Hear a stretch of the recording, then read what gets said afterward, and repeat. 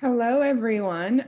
Thank you so much for joining us today for this very illuminating and crucial conversation with Dr. Maha Hilal on her new book, Innocent Until Proven Muslim, Islamophobia, the War on Terror, and the Muslim Experience Since 9/11. My name is Mubashir Tazmal. I'm a senior research fellow here at the Bridge Initiative, and I'll be moderating today's conversation with Dr. Hilal.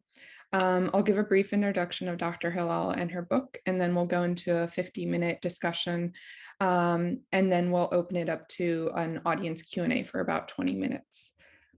In Dr. Hilal's book, Innocent Until Proven Muslim, Islamophobia, the War on Terror, and the Muslim Experience Since 9/11, she tells the story, a powerful story of 2 decades of the War on Terror, exploring how the official narrative has justified the creation of a sprawling apparatus of state violence rooted in Islamophobia and excused its worst abuses.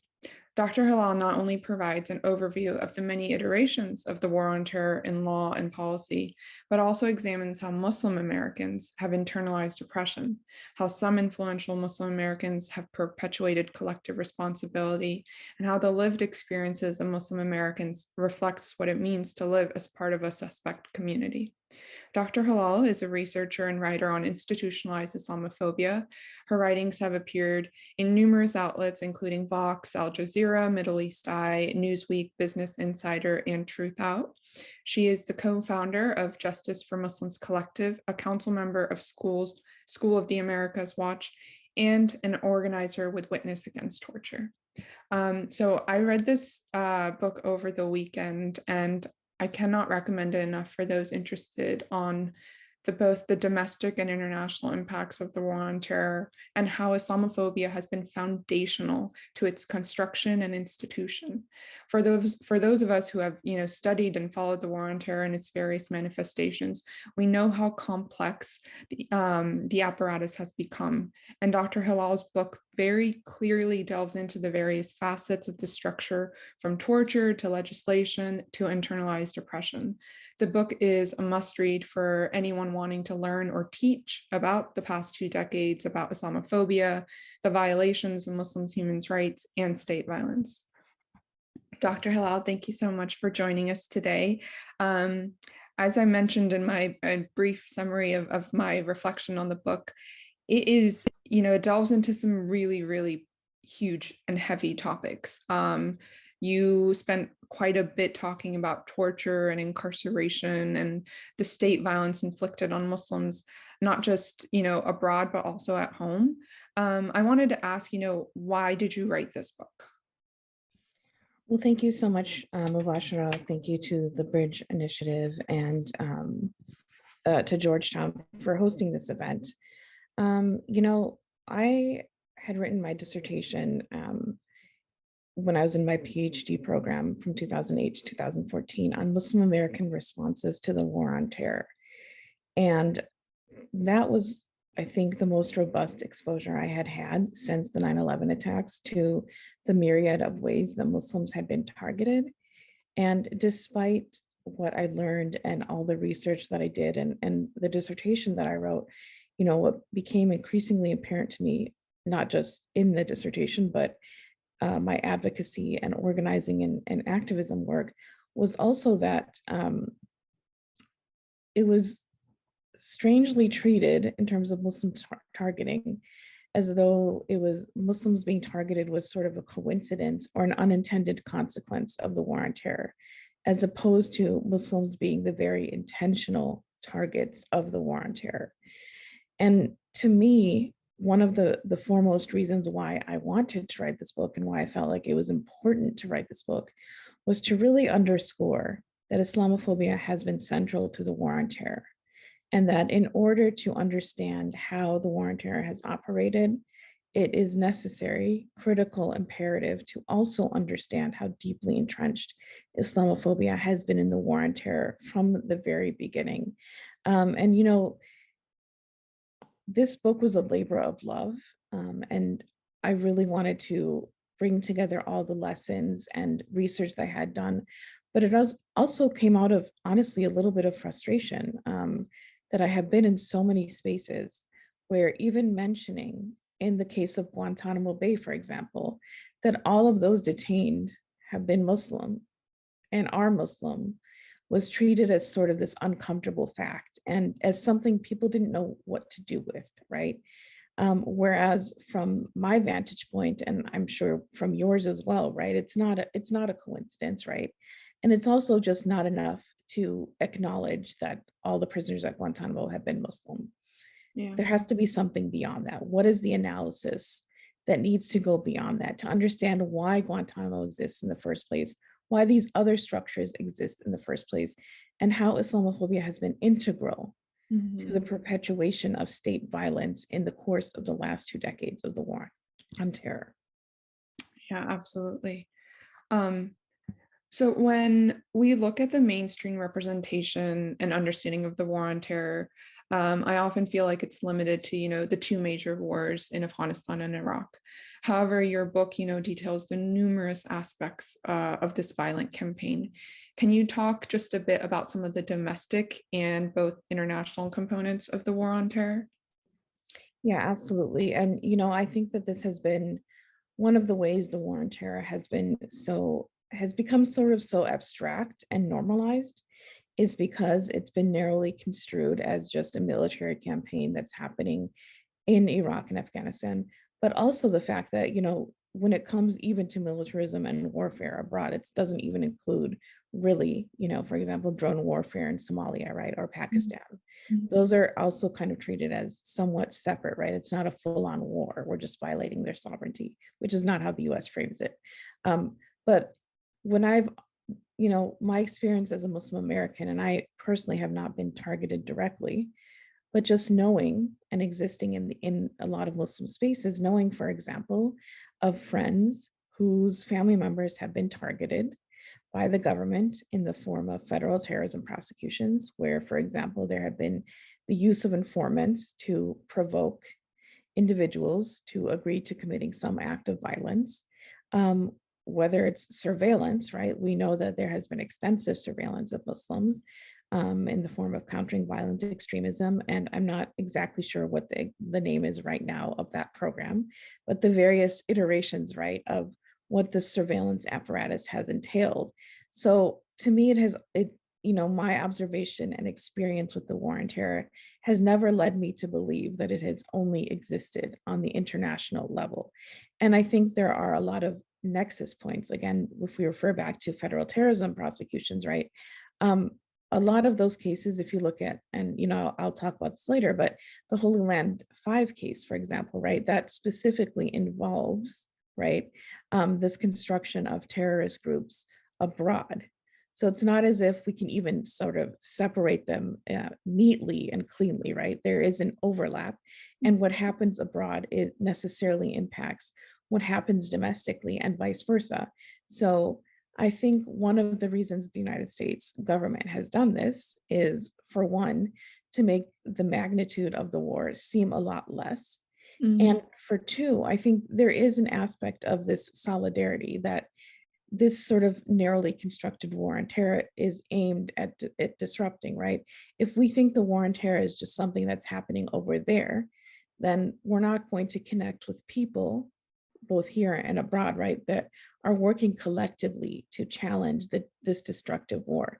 So, I think it has been very interesting. And, like when I conceived of this in my book and just thinking about the domestic and the international, and, it was never in my mind that I could separate them.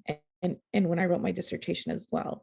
And so the more I read and the more I began to understand how the war had been framed, the more I was surprised that this distinction was actually being made. Mhm. And I think the last thing I'll say to this question is, I think Muslim organizations as well have kind of unfortunately bought into this, right? Because you're not supposed to sort of care about what's happening abroad, right? That is the marker of being integrated and assimilated into, American life, right? Like you are now American. You should not care about what happens abroad. And I think that that's another way to kind of cement this idea that the war on terror is just something that's happening abroad, although still operating with the knowledge that we know that that's not the case. Yeah. I'm really glad that you mentioned drone strikes, because you talk quite a bit about, the use of drone strikes under each presidential administration, from George Bush to Barack Obama to Donald Trump, and now, Joe Biden. Um, I just wanted to mention, you talk about that, how most people don't even know that's part of the war on terror.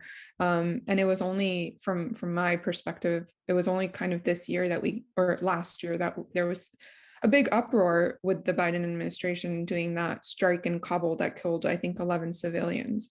Most people had no idea that the US had been using drones in Afghanistan and Pakistan and Yemen, Somalia for the last, majority of the last 2 decades.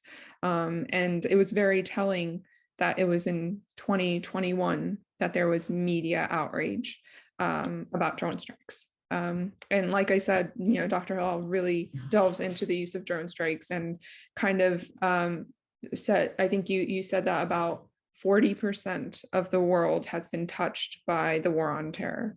Um, I'll go into my next question about, you spend quite a bit in the beginning of your book talking about language. You write that the state's control over language, defining and pushing to the forefront not just what is terrorism, but who is a terrorist, helped create democratic consent to go to war. The state manufactured and sold a story of good versus evil. What was one of the reasons George Bush was able to, successfully frame the war on terror through this moral lens as a fight between freedom and terrorists? Well, that's a really great question, Mubashara.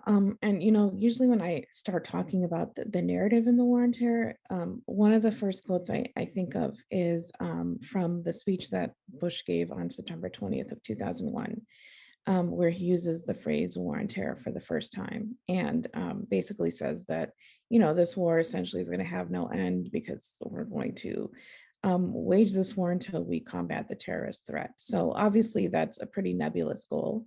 And what Bush was outlining at the time, although it probably didn't necessarily seem that way, is that this war would be expansive. There would be no restrictions on, how far it would go, the scope of the war, what sort of tactics could be used, et cetera, et cetera.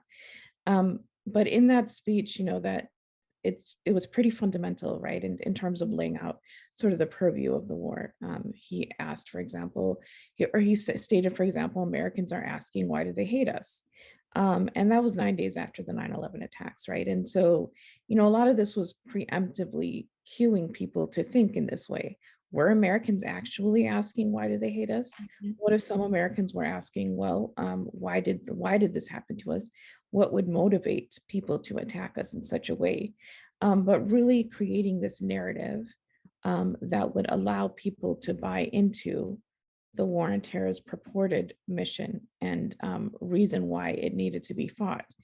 And, the Bush administration was really aggressive in the beginning about creating this framework, this narrative framework, right, that would be able to support its own interests in expanding the war and national security in general, right?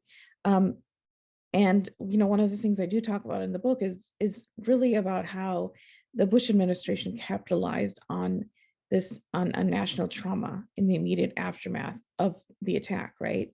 And really like sought to emphasize this aspect of revenge, right? And this idea that the United States is taking this into its own hands and is going to wage this war to get revenge for you and your loved ones as Americans, right? And to make Americans think that there are specific strategies and tactics and interventions that need to be used and indeed have to be used, right, in order to wage this war specifically. And part of this too was also about sort of manufacturing democratic consent, right? So it wasn't even about, the Iraq War was one of the exceptions, I would say, but, a lot of this was about manufacturing consent, because obviously policies work better and there's less resistance if you can convince the people that are in the United States, right, for in this particular case, that this is the way the war has to be fought. And so there's less resistance to it, right? We have to fight the war on terror in this way. We have to detain people indefinitely. We have to torture people because we have no choice. This is how we are going to win the war. And when it talks about when the Bush administration would talk about these ideas of freedom, and the terrorists attacked us for our freedom, right? Was that really the reason that the terrorists attacked the United States, right? Did the American public have any information to the contrary? Were they reading about what these terrorist organizations, right, actually stated about explanations for why they had attacked the United States? And then with these ideas of good versus evil, obviously the administration and Bush administration and subsequent administrations use these ideas that are sort of they're dichotomous, right? We're good and they're evil. And those specific labels are meant to communicate that there are inherent characteristics, right? We're inherently good. Therefore, anything we do is good, right? Is benevolent and cannot be construed as violent. And they're inherently evil. And evil is also, right, an inherent characteristic. And the last thing I'll say about this is, in previous presentations that I've done, I've shown this picture, and perhaps some of you have seen it, but it's of a graffiti in Yemen. And on the wall where this graffiti is, there's a picture of a US drone plane, and it says on the bottom under the plane, "Why did you kill my family?" And then on the top, I include a quote from former President Bush, who said, quote, "Today our nation saw evil, the very worst of human nature." And that was in 2001. And then many years later, President Obama said, quote, "We can't erase every trace of evil from the world, and small groups of killers have the capacity to do great harm. That was the case before 9/11, and that remains true today. And that's why we must remain vigilant as threats emerge," end quote. And so the reason I mention this is, if you're looking at, the sort of the distinction, you're looking at this image of the graffiti, and it's saying, "Why did you kill my family?" And then the people whose families are being killed are ostensibly the ones that are being construed and constructed as evil, right?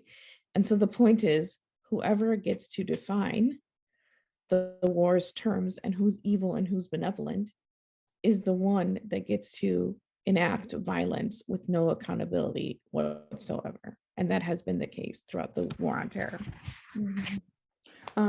Yeah, I was going to say,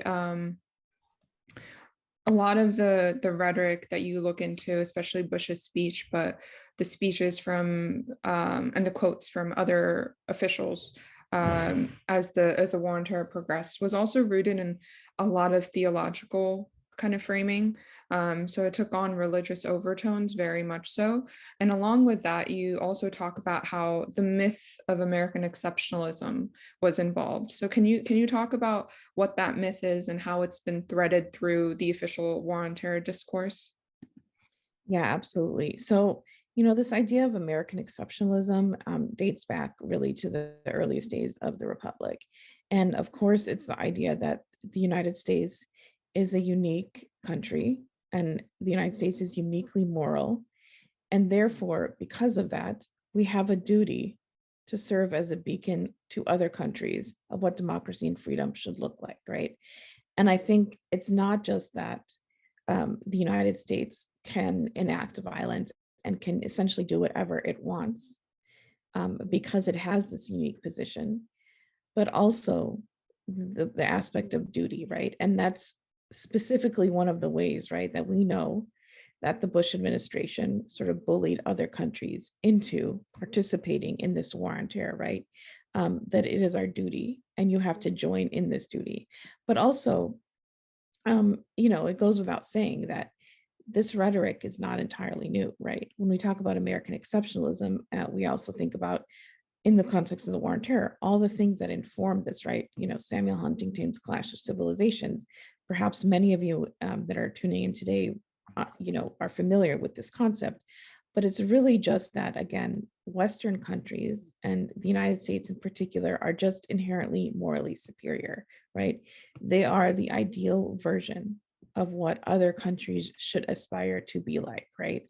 And they are sort of this image of perfection, even if, right, there are mistakes that are made along the way. They are treated as anomalies, right?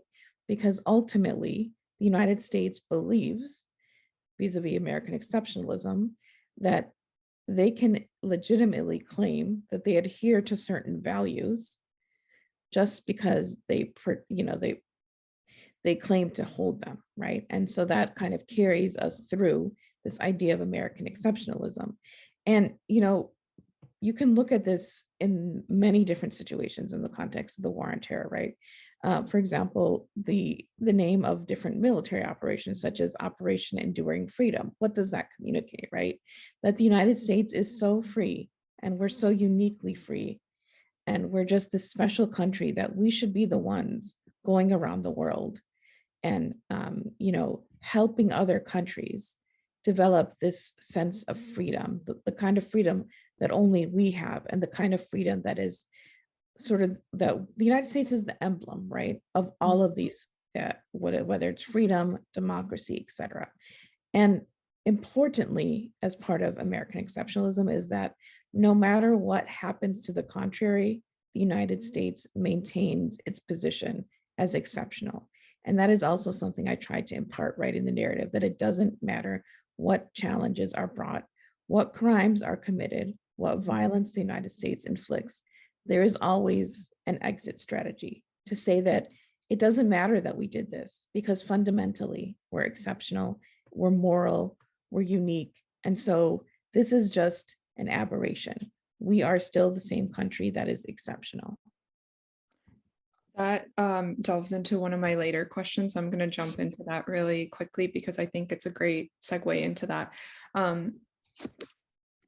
You said, the myth of American exceptionalism has always been used to kind of excuse certain actions and certain behaviors as, oh, that's not us, and you talk about Abu Ghraib in your book, and I really appreciated that, because as someone who grew up with the coming of age during the war on terror, the pictures from Abu Ghraib have been etched into my mind, and I'm sure countless other individuals. But it kind of just went away from public memory. And you talk about how Rumsfeld responded and a few other officials, and they said those are some bad apples, kind of that sort of rhetoric. How can you talk about the narrative that was used to kind of excuse US behavior when it came to Abu Ghraib, and then by extension it went into Guantanamo, which still exists today? Yeah, I think one of the most striking things about Abu Ghraib and sort of subsequent acts of violence in this vein is this idea that no matter how horrible of violence that we inflict onto others, it can't possibly compare to the violence that those who are being victimized perpetrated onto the United States. And using that frame from the get-go, right, absolves the United States of any real responsibility. And, when it came to Abu Ghraib, right, we know that, of course, the rebuttal to, this is who the United States is. We've not seen any other indication that the United States is, in fact, not a violent country. Of course, the rebuttal is always that, this is just a case of a few bad apples, right? Yeah. And also problematic is not just the way that those who actually perpetrated the act of violence were constructed, but the fact that in the course of all of this, those who were specifically targeted and victimized get erased, because it's not about them. It's not about their humanity. These scandals, actually it's not a scandal, although that's how it was referred to, these acts of extreme violence shift away from people thinking about the humanity of the victims and move into and are specifically become about who the United States is or is not. Of course, it is about who the United States is, right? And this behavior is un-American. And these ideas have persisted for so long, right? Despite the fact that how long and how many times can behavior like this be committed and be construed as un-American without it being entirely American? And that keeps happening repeatedly, right? And, the other important facet of this, Abu Ghraib and Guantanamo, and where extreme violence has been committed, is the fact that it's not as though the United States is admitting to this violence if it hadn't been uncovered, or if there wasn't some way of the outside world knowing about what happened at Abu Ghraib. Would the United States have voluntarily provided this information that this abuse had happened? Absolutely not, right? Because there is a reason why they need to continue to perpetuate this specific image of itself, right? And, with the war on terror and the idea that the United States is exceptional, right? The United States is interested in minimizing the fact that whatever abuses happen are not systemic, even though they are, right? Part of sustaining this war has been entirely about making it systemic, right? You need to create an apparatus, which we know was created from the top down, to be able to enact this violence at the depth that it has been committed, the scope, and the consistency, right? And because we know the war on terror has been about punishment and infliction of violence on Muslims, this becomes imperative, right? And the last thing I'll say is, even with the Senate torture report, when that came out, the fixation again was about the United States, United States' character. This is not who we are. We only got, as in the American public, approximately 500 pages that were declassified of a 6,000-page report on the most egregious forms of torture committed by the CIA in the period of 7 years, including chaining prisoners to the floor while they froze to death, having one prisoner had their eye removed, another being forced to stand on a prosthetic limb, and the list goes on and on and on. And yet, the conclusion from the report, nevertheless, was that this is not who the United States is. Well, if this is not who the United States is, then what is the United States? And how is it that this amount of violence could be so readily inflicted on a population if this really wasn't who the United States is? Yeah, and then I think there was, along with the consistent rhetoric of, this is not who we are, this is not who we are, you also, it still sticks out to me because you talk about this one point in Guantanamo where a number of individuals had died by suicide. And one of the generals, or I can't remember who exactly it was, there framed it as by them dying by suicide was an act of warfare. Like it was and you see this rhetoric throughout that you point out in the book of blaming the very people that have been tortured for their own torture or for their own deaths. And then another part of that has been, well, if someone brings up, well, US soldiers, abused and tortured individuals at Abu Ghraib. Well, we also did so much for the country and we brought this and we brought, so and so. So it's almost deflection and minimizing how massive those violations have been. Yeah.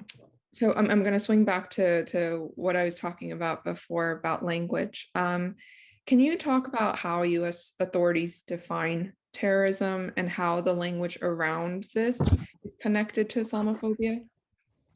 Yeah. So, as we know, there are numerous definitions of terrorism, right? There's no agreed upon definition of terrorism, but essentially in the war on terror, terrorism is basically what we say it is, because we have the power to define what it is.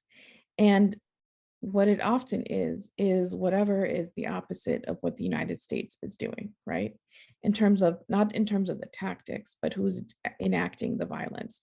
And the interesting thing about the ways that the United States constructs terrorism and the ways that terrorism is spoken about is that if you didn't know who was speaking about or defining what terrorism is or was, you could easily apply the definitions and the words spoken by government officials to the acts of the United States itself.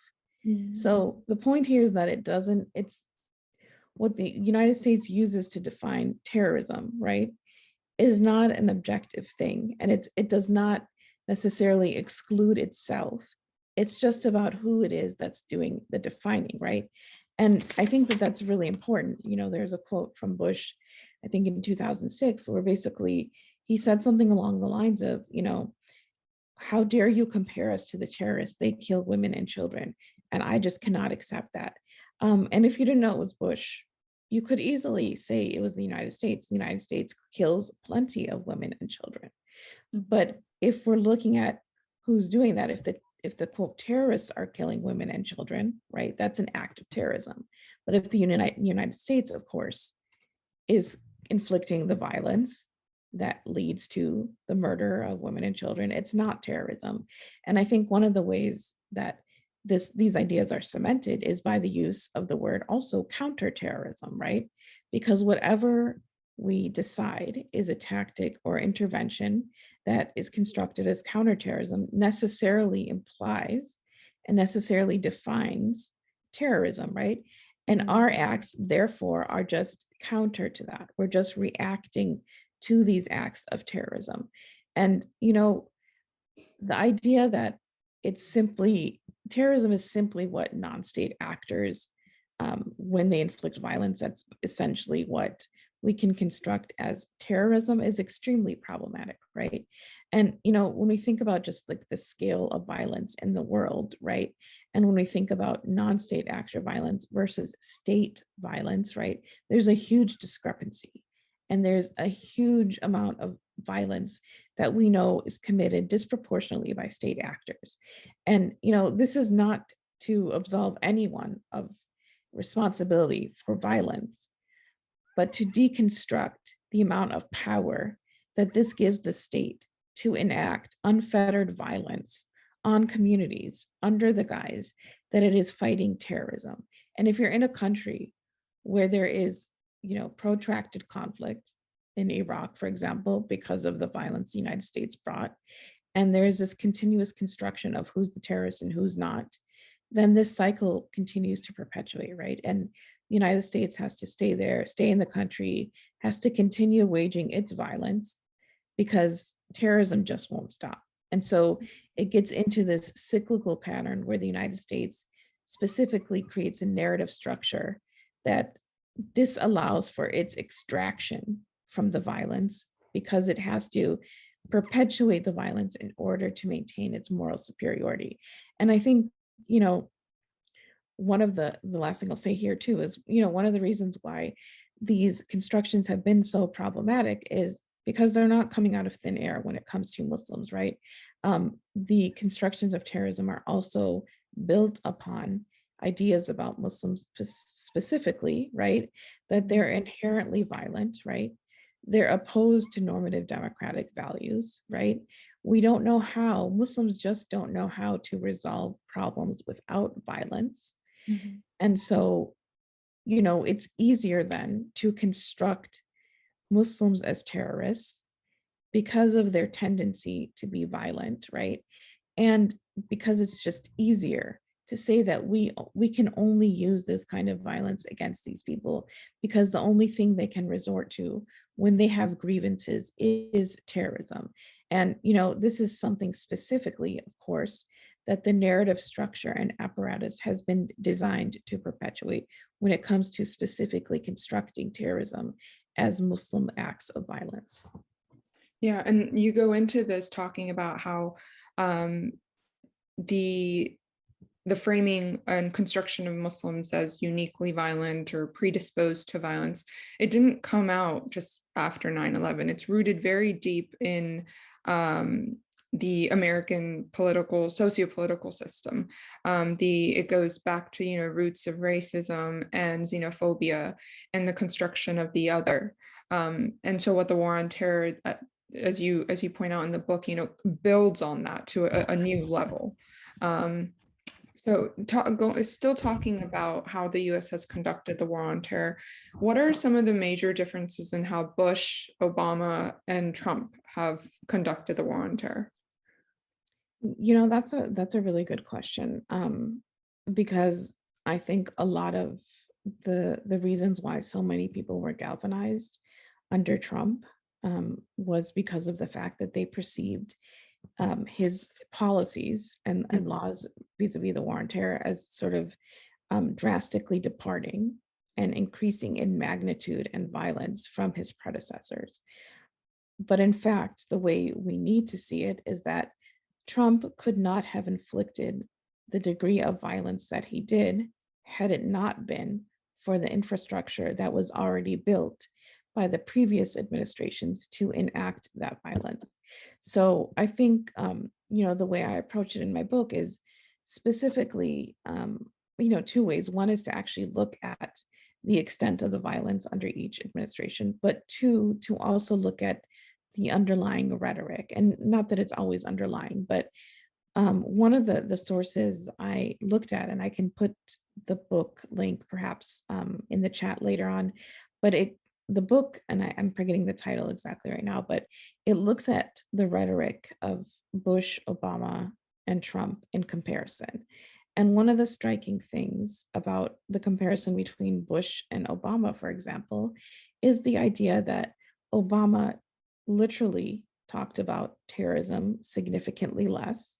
But the explanation that's given for that is not that it means that he inflicted less violence as part of the war on terror, but that Bush did, in fact, most of the policy selling. So Bush had to utilize this more demonizing rhetoric and the ideas of why the war on terror needed to be fought in a particular way in order to sell policies to the public. And then when Obama came, he benefited from already having that support and could therefore still utilize and perpetuate the same policies, but without this external language that really, honed in on our continued use of the same tactics. Of course, Trump was sort of different in that he fully embraced openly and explicitly Islamophobia and these existing constructions of terrorism and the war on terror to further perpetuate violence. But again, it would be inaccurate to assume, right, that Trump sort of, again, departed significantly. So, I mean, we know, for example, that when it came to drone strikes, Obama exponentially increased the use of drone strikes past that of Bush, as did Trump past that of Obama. And again, this is because they were each able to build on the legacies of their predecessors. And, I think one of the things that's most important, especially when you're looking at the legacy of these three presidential administrations, and now, of course, we have the Biden administration, who we will also soon be able to compare across the board, right? Is that fundamentally the war on terror is a bipartisan effort. And it is rooted in the United States' commitment to state violence, to imperialism, to neocolonialism. And in that way, the ideology or the driving force behind the war on terror doesn't fundamentally change. It's just about what is the face of it. So what tactics have different presidential administrations preferred over other tactics? And, even when we look at curbing the civilian deaths, right, vis-a-vis drone strikes, or having more accountability, right? Obama theoretically put some safeguards in place that Trump subsequently, minimized and sought to strip down. But at the end of the day, there has been zero accountability for drone strikes. There probably never will be accountability for drone strikes. So even with that, right, there is no serious commitment to accountability. And the idea that the war on terror is legitimate, moral, and necessary in order to protect the United States is bipartisan. And in that vein, then, comparing the actual policies of the administration is important, but also then becomes less about what are the differences based on administrations and what are the ways we dismantle the war on terror across the board. So it's not about having an excuse to support a specific policy, depending on whether you support Democrats or Republicans. This is about fundamentally, do you support unfettered, unjustified, and illegitimate state violence or not? Mm. And the apparatus that you outline, it grants wide-reaching powers to the executive branch, unchecked powers. Right after 9/11, there were legislation and policy like the AUMF that, broadly expanded power. So it's also given so much unchecked power to the executive branch to unilaterally make decisions without any sort of repercussions that can be, obviously for the war on terror, it's largely been used to target Muslims, but it can be expanded to target any other community. And we can get into that when I think there's a question in the audience Q&A about CVE, and I think we can get into that later.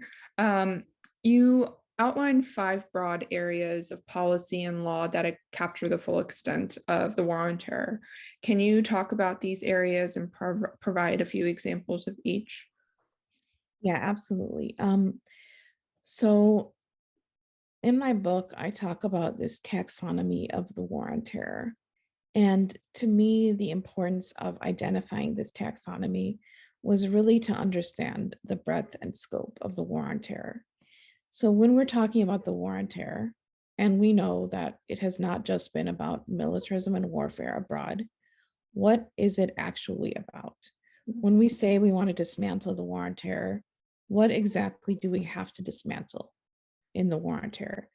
So the way I conceptualized the war on terror, or the way I tried to make sense of what it included in as holistic a picture as possible, was 5 dimensions. The first is militarism and warfare. The second is draconian immigration policies. The third is surveillance. Fourth, federal terrorism prosecutions. And fifth, detention and torture. So perhaps many of us, or most of us, are most familiar with militarism and warfare, because that is the part that often gets the most emphasized, right? Especially when it comes to our budget, the military budget of the United States.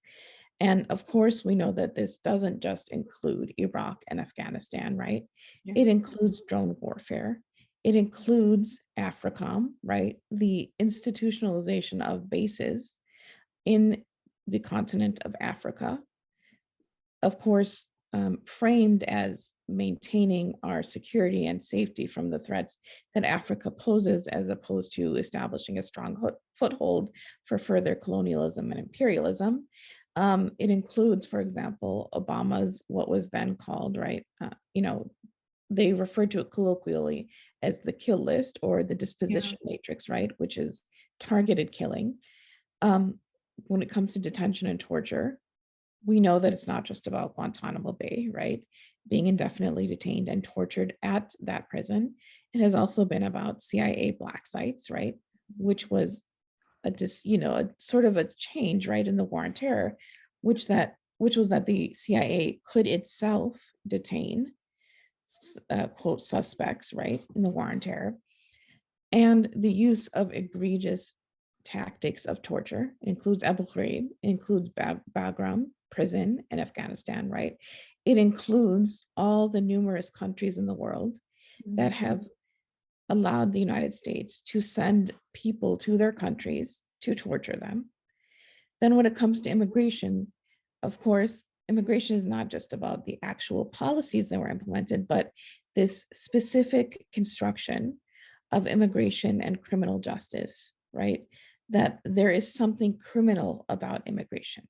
So not only did this include this idea of a special entry-exit registration system in the early days of the war on terror, it also has included, for example, the Alien Absconder Initiative, which really specifically singled out Muslims who had overstayed their visas.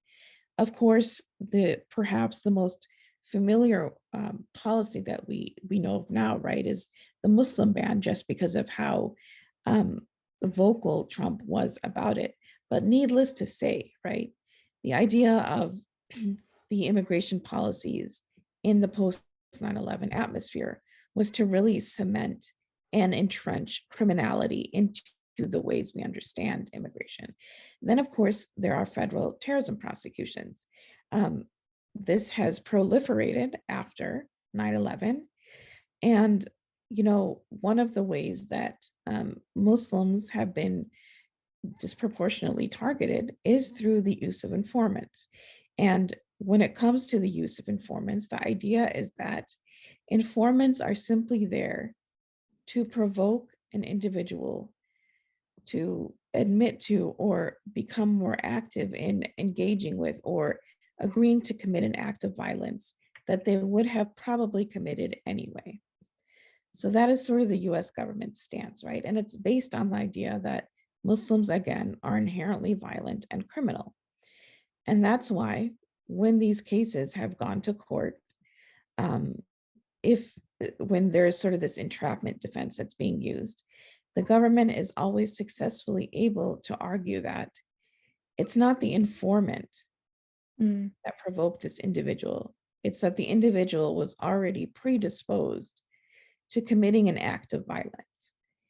And so, therefore, the use of informants has continued unfettered and is literally rooted in this very demonizing trope of Muslims. And that has resulted in the criminalization of so many Muslims in this country. And in fact, one of the places where Muslims charged and convicted with terrorism are called communication management units, one in Terre Haute, Indiana, and the other in Marion, Illinois, both of which are referred to as Little Gitmo or Guantanamo North, right? Because of their extreme conditions that mimic Guantanamo Bay. Mhm. And then finally, is surveillance, right? And we know most people are familiar with the Patriot Act. Perhaps some are less familiar with, for example, countering violent extremism, which, although neutral on its face, right, in terms of the language used to perpetuate this policy, has in fact disproportionately targeted Muslims. And so I think, to sort of conclude this response, I think the one important thing to say across all of these dimensions is that the United States has not always been, of course, for obvious reasons, explicit about who the targets of these policies and laws have been and, in fact, are, but they have been in many ways neutral on their face. That doesn't mean that we can't know who the intended targets are, because when it comes to implementation, when Muslims are the disproportionate targets of these laws and policies, we then can understand and know who exactly was meant to be targeted. I would like to delve in a bit more to the federal terrorism prosecutions, specifically how the statute about material support and how that's often been used in many cases, also involving informants and entrapment. How it's that's been the go-to legal justification to bring about charges. It's the material support clause, and I think that would be really helpful if you can talk about that, and then touch on the case that you had mentioned earlier about the Holy Land Foundation. Sure. So the material support doctrine did exist before 9/11, but it was mainly used, for example, with defendants connected to the mob, and was really about financial ties Mm. being proven. Of course, after 9/11, it was greatly expanded and, has been a primary tool for the US government and law enforcement, domestically. And the idea is, of course, that if you are convicted of material support for terrorism, right, you are guilty. Material support means you're guilty of terrorism. Mm. And it's important to understand how broadly this has been used, right? So, even for example, if you are providing a training on nonviolent tactics to a group that's constructed as a terrorist organization, you could be charged and convicted with material support for terrorism. And so we can see how overly broad and criminalizing the material support um, idea has been, right? And initially, as I said, it was construed or constructed basically in the sense of having financial ties, right? But now, again, it's so broad. And there's this idea of the fungibility theory. Perhaps some of you know about it, but it's basically the idea that even if you are providing, for example, financial assistance to an organization to help them with, say, housing or food insecurity, etc., if they have an arm of their organization that commits acts of violence, you can still be liable for material support because what you are doing by giving them money for these direct services is freeing up resources that they can then allocate and direct towards their violent actions. And so this is a very interesting theory, right? And it obviously it's very calculated way of criminalizing and demonizing anyone who would dare to support, right, individuals that are in need. And of course, this is particularly problematic, right, when it comes to people that are in the Gaza Strip, right, which is controlled by Hamas. So basically, right, the government can claim any support that goes into the Gaza Strip, right, because it is controlled by Hamas, could be considered material support for terrorism.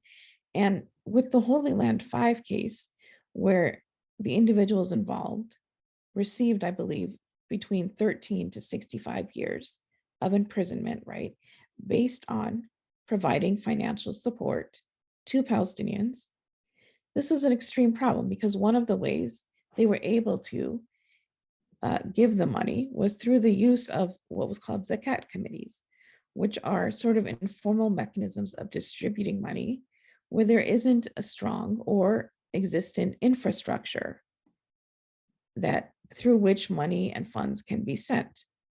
Now, of course, interestingly enough, USAID also relied on, and perhaps still does, the use of zakat committees. And so the thing that the Holy Land 5 were convicted of providing material support for terrorism, is also a mechanism that the USAID uses, right? Mm-hmm. And so this is extremely problematic, right? And really it exemplifies the extent to which the US government wants to criminalize Muslims and Muslim communities, because it is, again, it's not just about the individuals who get directly targeted. It is about sending a signal to the rest of the Muslim community that this is what will happen if you dare to help other Muslims, and if you dare to use the same mechanisms that the US government is using. And so the material support for terrorism statute has been extremely problematic. And, again, because of this ability of the government to convince the courts, right, that Muslims are inherently predisposed to acts of violence, they're able to continue to get away with it time and time again. And I think one of the cases for me that stands out whenever I think of material support is a case of a student, I believe, in New York, and I believe his name was Fahad. I can't remember particularly. And I remember it because it was the most just unfathomable of how you can connect this. And it was basically, I think he had let someone sleep over in his apartment. And that individual, I don't know, went to a group that was identified as a terrorist group or something, but that individual was let off and freed. Meanwhile, Fahad, who had just let this individual sleep over, was tried and convicted of material support. So that is how wide-reaching, how broadly the U.S. government has used this clause. And Maha goes into this a lot in her book as well, of other cases that it's been used for. I want to switch over to something that hasn't really been talked about much. I think we talk about it in perhaps social circles and social justice movements, but I think academically it's not something that's been discussed much. And you devote some time to this in your book, and that's a topic of internalized Islamophobia. Can you tell us how you define that, and how does it strengthen institutionalized Islamophobia? Yeah, absolutely. So, let me start with the second question first. And so the reason I thought it was important to talk about internalized Islamophobia, um, and per your question, is because it basically when okay, so internalized Islamophobia, right, is a form of internalized oppression, which I say that to say that it's not unique that Muslims themselves would absorb negative ideas of their Mhm. group and their community. But what essentially internalized oppression often results in is members of the oppressed group, in fact, participating in their own oppression. So when it comes to internalized Islamophobia, what I sort of define this phenomenon as is the idea that Muslims are absorbing problematic ideas, dominant narratives, and tropes about Islam, including the idea that we are uniquely patriarchal, we're inherently violent and terroristic, we're uncivilized, we're regressive and backwards. And it's not just the acceptance of these ideas, it's the uncritical acceptance of these ideas. This is not to say, of course, and people often leverage this accusation against Muslims, whether it's Islamophobia or not, that any critique of Muslims or Islam amounts to Islamophobia, or that if you criticize Islam or Muslims as a Muslims, you have internalized Islamophobia. That's absolutely not true. What is true, right? And the way that I believe and the way that I articulate in the book is exactly that. It is about the uncritical acceptance, right? It is not to say that there are no problems in the Muslim community, right? That there are not differences in how one would interpret theology. Um, but it is also, in this uncritical acceptance, it's also about, the existing in this culture, right? At this point in time, right, where Islamophobia is explicit, it's a global phenomenon. Muslims are being constantly subjected to negative ideas and tropes about who we are as a community, what our religion espouses, particularly violence, Mhm. and how do we as Muslims sort of understand and conceptualize and deconstruct these ideas. And when we come to the conclusion that is unfounded, again, that we are uniquely violent, right? That to me is an example of internalized Islamophobia. Of course, there are different ways internalized Islamophobia can manifest, right? Um, and, it can manifest interpersonally, where Muslims treat each other with this idea that Islam is sort of backwards, repressive, etc. But the way I talk about it specifically is in its institutionalized dimension. So that is to say, the ways in which internalized Islamophobia shows up in the policy space, which then serves to support, buttress, perpetuate state violence against Muslim communities themselves. So, for example, in the use of or the perpetuation of countering violent extremism policies, right? It has often been the case that Muslims themselves have been actively involved Mhm. in the operation of this framework, right? That Muslims need to be surveilled, right? That there is something perhaps shady that happens in masjids or community centers, right? And it's basically the idea that we need to surveil ourselves because terrorism is not only inherent to us, but it is also sort of this contagious disease. And if we're not watching it, right, if we are not curbing it ourselves, then we are going to be, we are part of the problem. And, I think that another manifestation that, maybe makes perhaps people uncomfortable for me to label it this way is really this idea of collective responsibility. So, whenever there is an act of violence that's perpetrated by a Muslim, many times Muslim individuals and organizations will come out and say that, this is not who we are, Muslims stand against terrorism, et cetera, et cetera. And unfortunately, what that does is perpetuate collective responsibility. It does not actually challenge it. And in the absence of any other measure that really gets at the root of why this narrative persists and why Muslims have to respond in this way in the first place, all that happens is that the government's narrative of the terroristic behavior of Muslims persists, and Muslims inevitably become part of supporting this narrative infrastructure that allows for it to continue being used. So, when it specifically comes again just to the idea of like good Muslims and bad Muslims, right? Good Muslims are those that actively embrace the state's narrative about who Muslims are, right? They don't challenge the status quo. They accept state violence as necessary, at least to some extent. Whereas bad Muslims, and this tends often to be the case with immigrant Muslims, although it applies to all Muslims, is this idea of you're ungrateful to the state, and also if you're here, why don't you go back, right? If you really don't like the policies of this country. And one of the things I talk about, as in the book, is the section that's called "We'll Give You Our Blood," and one of the examples, right, is of this Purple Star father, Khizr Khan, who is specifically used initially by Hillary Clinton's presidential campaign to basically say, look at us, we're Muslims, we believe in this country. We believe in this country so much that we'll participate in the violence of this country.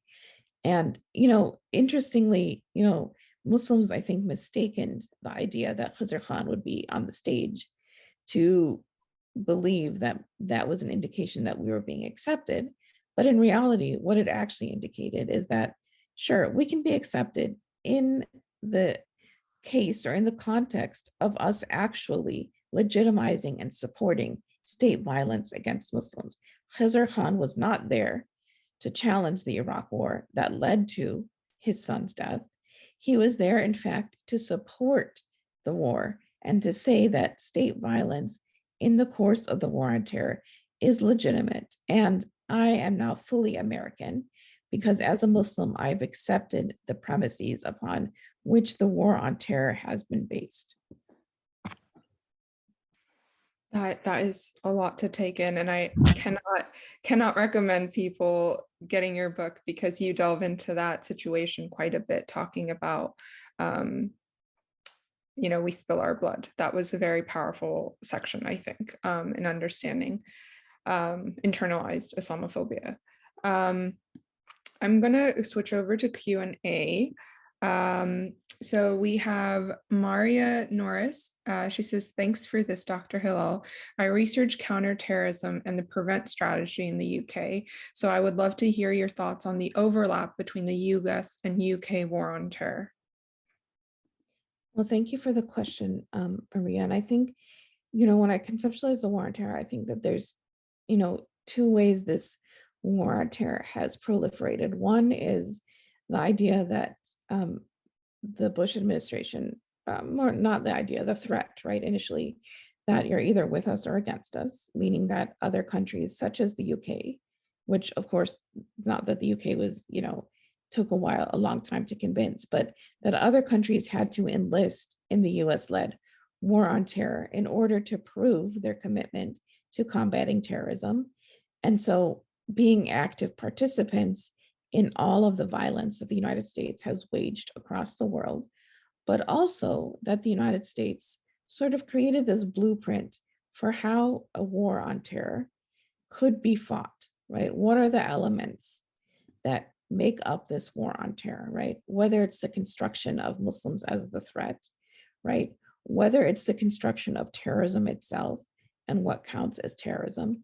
So in constructing this blueprint, it could be used in other countries to target the citizens and anyone really in the country, in other countries. So we see that this blueprint has been used in the UK.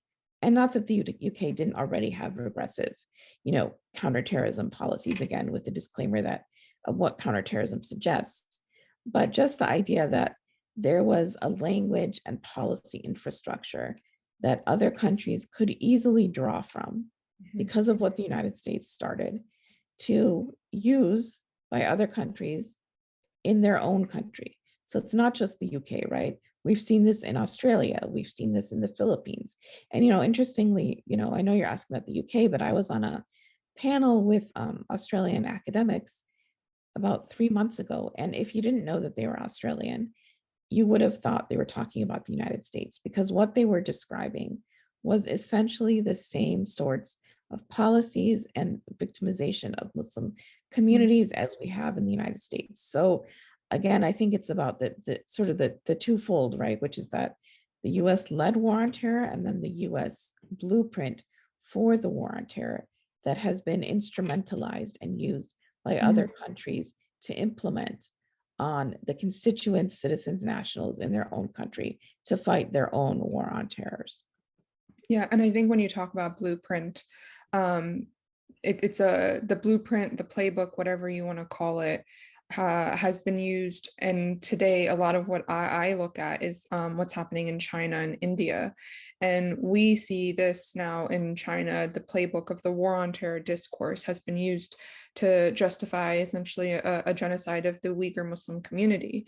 So, and it's being framed by the Chinese government as, well, these Uyghur Muslims are prone to extremism, radicalization, but being potential terrorists. So we need to put them in, they call it the concentration camps, vocational schools or re-education centers, so they can be reformed and be civilized, Chinese good citizens.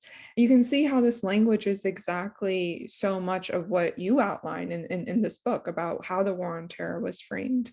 And just a quick thing that keeps coming to my mind when we talk about Prevent and CVE. I don't know if our audience has watched or listened to the Serial podcast by the New York Times about the Trojan horse affair. I think that is a really good example of not only the internalized Islamophobia that you talk about in your book, but also how that plays a role in institutionalizing Islamophobia. So what started out as a letter, which most people, are saying, oh, it was a hoax, it was just whatever. The letter resulted in the institutionalization and the broadening of the Prevent strategy, which is the UK's equivalent of CVE. So yeah, I just wanted to make that connection because I was thinking about that as I was reading your book, when I was reading the internalized Islamophobia section, of how instrumental that can be in further cementing those very policies that target, discriminate against Muslims.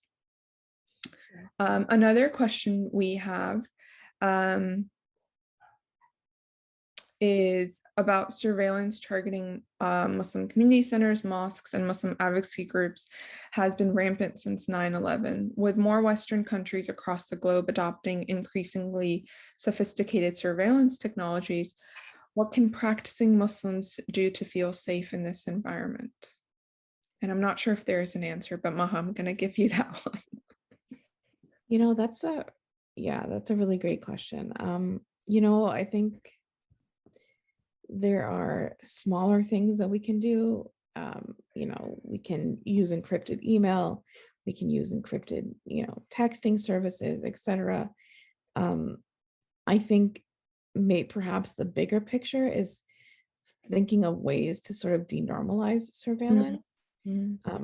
Because I think, for example, when there have been attacks at masjids or, community centers, etc., the sort of what seems to be the natural inclination, right, is to get more security, to install more security cameras, right? And of course, we're sort of at the point where sometimes that is what we think of will make us feel safe, right, and protected and secure.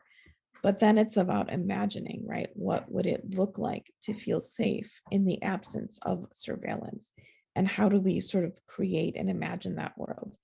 And it's hard, right? Because we're so accustomed to thinking that surveillance is one of the things that keeps us safe. And, I think a lot of times, I think it's interesting, right? Because I've been part of planning all these direct actions, protests, etc. A lot of times we'll be coordinating a particular action over Signal, which is encrypted messaging, but then we'll also have a Facebook event that makes the action public. And so to me, it kind of feels like locking the front door, but opening the garage. And so, how do you kind of exist in these systems, right? And work towards social justice? It's really hard. But I do think fundamentally, I think the denormalizing part is what's most important. And also, there are a lot of masjids and communities, Muslim communities, that actively allow FBI, police, etc., law enforcement into their communities. I mean, they may not frame it as surveillance, but they're allowing them into these spaces because they believe that, they're securing their community, they have internalized Islamophobia, whatever it is. But being able to say, we don't accept this, right? We are not going to allow you to surveil our community spaces. This is not a place of surveillance. This is a place of worship. So, I think there are technologies, there are definitely things that we can do and should do just to protect ourselves on the individual level. But again, really thinking about the more conceptual piece of surveillance and how do we kind of work against the rationale and the mindset that makes us believe, again, that it is a matter of our safety and security. I would like to ask one of my other questions, because you spend a really a significant portion of your book talking about this, and your work. I have followed your work on this. I've learned so much about, Guantanamo. That's the topic I'm talking about based off your work and your research and your analysis. And you describe the military prison at Guantanamo as one of the most visible sites of institutionalized Islamophobia. Can you describe why you describe it as that? Can you talk about Guantanamo? Can you talk about the policies that have resulted in Guantanamo, and noting that it's still in existence and there are still 39 individuals, all Muslim men, who are still imprisoned there today? Yeah, absolutely. And I'm kind of also looking at the question that's being asked by Soraya, and the reason I'm looking at that question is because I don't think, in my book and the way I define Islamophobia, I don't think it's irrational. I actually think it's very rational because of the ways that Muslims have been demonized and criminalized in the framing construction of Muslims in the United States, in China, in India, et cetera, et cetera. And the reason I think it's still about fear is because it's contrived fear. It's the narrative that is specifically used, right, to make others afraid of Muslims. And of course, based on what I've, talked about previously, ideas about inherent criminality and inherent predisposition to violence. So I totally understand your question in terms of the irrational fear. And I, again, disagree that it is an irrational fear.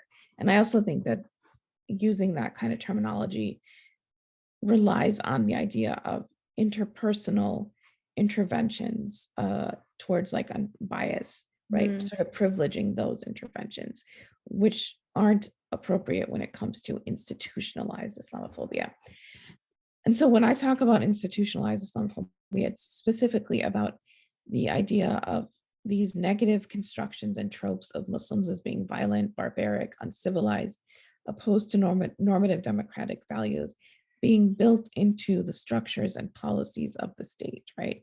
And in the context of the war on terror, this means that we cannot understand the war on terror if we don't understand Islamophobia, and we don't understand the ways that Islamophobia has informed the entire war on terror.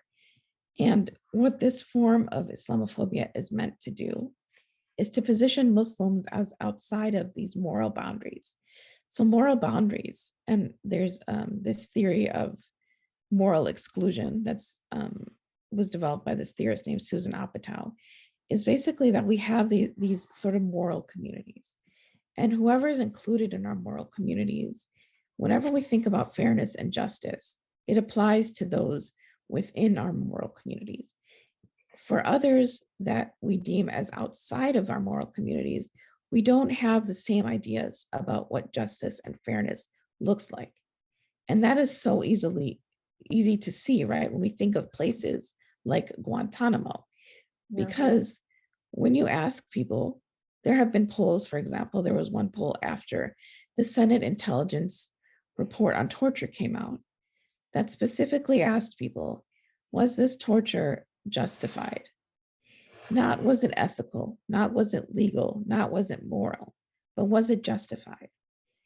If you had read about the forms and tactics of torture, how egregious that violence was, and to still develop a question asking about whether it was justified, to me, that is an indication that you have sufficiently pushed this group outside of the moral boundaries such that you don't even care what justice, fairness, and dehumanization and abuse look like. So to me, that is a clear example of how Islamophobia is manifesting.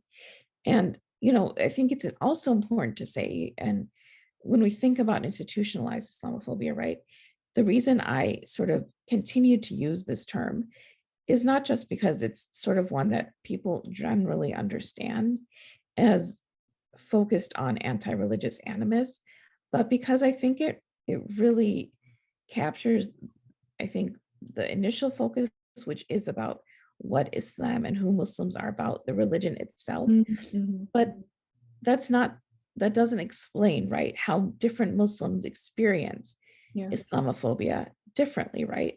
Black Muslims experience Islamophobia differently than non-Black Arab Muslims, for example, right? And so Islamophobia at the same time does sort of exist and represent this anti-religious animus, but also intersects, right, with Muslims' other identities, whether it's racial, ethnic, or otherwise. So it is still important to keep those things in mind. And so just going back to Guantanamo Bay a little bit, right? We know that the majority of the people that were housed at Guantanamo Bay were there because the United States gave bounties, offered bounties for turning people in, right? And basically what that means is you have a whole lot of people in Guantanamo at its height, right? There were 780 who were there for no other reason than that someone wanted money to turn in their friend, their neighbor, their family member, or whoever. And to be able to accept that there are a lot of innocent people in Guantanamo and not care is that Islamophobia has been successful, because it doesn't matter. Even if these people are innocent, it's okay to use them as proxies or as scapegoats for the ones who aren't.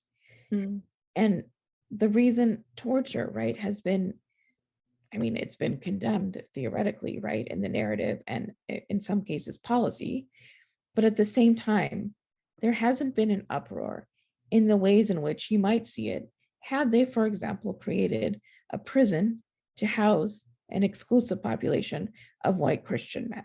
We know there would be a huge difference in the public's reaction and the idea that there is some sort of thread of collective responsibility that ties these individuals together. So to me, Guantanamo is an emblematic example of institutionalized Islamophobia, because it not only started with where can we keep and house these people in a place where they exist outside the law, which means that people will accept that they exist outside the law because we will construct them as existing outside the law, then where can we and how can we treat these people based on their identity because we've constructed them as monsters? And how can we then justify their existence and their indefinite detention on the basis, again, that they are Muslim and Muslims are inherently violent. And if we release them, they might commit an act of violence. So to me, I think that, Guantanamo is, again, one of the most visible examples of institutionalized Islamophobia. I'm going to stay a bit on Guantanamo just because I feel like there's so much to talk about. When it comes to the torture, You first mentioned, the creation of Guantanamo was very much so tactical and thought out of how can we create a space where individuals who we don't charge, who've never gone to trial, and are denied protections under international human rights laws, such as the Geneva Conventions, and that's why Guantanamo was used as the site for this exclusively Muslim-only prison. And I also want to reiterate, and you talk about this in your book, it wasn't just Muslim men; it was Muslim boys. There were minors imprisoned at Guantanamo. Could you talk about the case of Omar Khadr, who is the Canadian, and I believe he was 15 when he was imprisoned at Guantanamo? Yeah, absolutely. So Omar Khadr's case is, one of the most tragic. He was accused and convicted of 5 war crimes, which of course was unprecedented for a child. Um, Given that Omar Khadr was detained at the age of 15, the fact that he was not considered a child soldier is, as I've written about previously, a direct function of Islamophobia. And, had he been considered a child soldier, right, the approaches would have necessarily been different. And keep in mind that, whether or not Omar Khadr actually committed the crime for which he has been convicted becomes sort of irrelevant, right? When the United States government wants to convict you of a particular crime. But nevertheless, right, when an individual is considered a child soldier, they are specifically supposed to receive rehabilitation, not to be treated as a criminal, not to be tortured in prison facilities across the globe, and then be sent to Guantanamo. But nevertheless, right, that's exactly where Omar Khadr ended up. Omar Khadr was also a Canadian citizen. And instead of initially the Canadian government actually asking for his repatriation to Canada, they actually participated in his interrogation. At present, Omar Khadr, he's gone through the most egregious abuse, such as being used as a human mop, right? And there's many other things I could say. He is in Canada. He did receive a settlement from the Canadian government, not admitting to necessarily the fact that he's not guilty, but because of their role in his interrogation. And while he is, technically freed at this point, there are many restrictions on his life. He's, has to have, for example, supervision if he's talking to members of his family. And, as I've observed, somewhat over the last couple of years, Canadian media and society has not been kind to Omar Khadr. And of course, we know that this is a function also of the Islamophobic narratives that persist, not just about Muslims in general, but about who was detained at Guantanamo. And his is a very, very sad case, right? And imagine someone being detained at the age of 15 and spending so many of their formative years behind bars, whether it was Guantanamo and then Canada, and, really just not being able to live their lives normally. There's this perception that a lot of times, not even just with Guantanamo, right? When it's people that are incarcerated, that are released from prison, that they can just resume their lives as they were before their detention. And of course, that comes with a lot of hardships. That comes with a lot of overcoming of traumas and a lot of other things. So, Omar Khadr's case to me has been one of the saddest, just because of how young he was when he was detained, the egregious abuse and torture that he suffered at the hands of Americans, the conspiring of his government, his home country, with the United States, and the struggles he continues to face to this day. I don't imagine anything that Omar Khadr can do that is semi-public that doesn't get backlash because of the continuous construction of Omar as a terrorist. And, the United States has never participated in actually challenging that construction, not just with Omar Khadr, but all of the Guantanamo prisoners, because Guantanamo prisoners are not vindicated, right? They're not released because they're innocent. They're just transferred out of Guantanamo. And when the United States government decides to release people from Guantanamo, it is because they're not deemed to be a significant threat to the United States, which is extremely, extremely different, right? From Yeah. saying they have not committed a crime or they serve their time for committing a crime. That is completely different. It is about when you are released from Guantanamo, it is about you posing a low-level threat to the United States government, which therefore means you are fundamentally still a terrorist when you are released, and you will carry that stigma with you, regardless of wherever you end up in the world. And that's the other thing with Guantanamo is that, like you said, that stigma continues, that label is still on you. Right. And there are a lot of restrictions. You're not free. You might be out of Gitmo, but Guantanamo continues to follow you. You have travel restrictions, like you said with Omar, sort of someone is there while he's talking to his family. And oftentimes, many of those who have been released have not been released to their home countries. They've been released to third countries where they don't have a social support system, where they might not know the language, they don't have work authorization. So it makes it extremely difficult to even start a life again, because again, you're put into an environment where you're isolated again. So yeah, you talk about that a lot in your book as well, where those who have been released, it's not as if the stigma around it is no longer there for them. I know we're closing in on our time. I want to round up with, this is quite a broad question, Dr. Hilal, so you can answer it the way you'd like. Where do you see the war on terror going in terms of, where do you see its apparatus in terms of, is it getting bigger? Is it more encompassing? Who are the victims? Is it still Muslims? Is it incorporating other communities? Holistically, how do you see it? How do you see it going? I think, okay, so it's interesting, right? Because when the US withdrew from Afghanistan last year and theoretically, quote, ended the war in Afghanistan. And then when they also, quote, ended the war in Iraq, I think it was in December, the wars still very much continue, not just because there are still troops present in both countries, but also because, I don't adhere to this narrowly constructed idea of what it means for a war to end, which is to say that it means that there are no troops in the ground. My idea of a war ending is that there's not the continuous and rampant threat of violence at every conceivable moment of an individual's existence. So, for one thing, I don't think the war will ever really end if we're thinking about this more expansive idea of what it means for a war to end.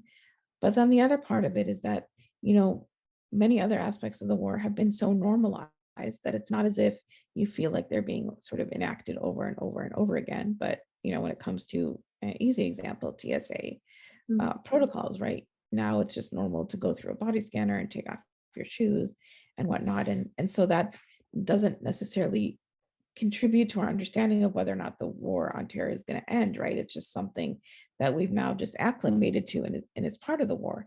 So, I don't think this war will ever end. And I actually don't think any US wars have ever ended.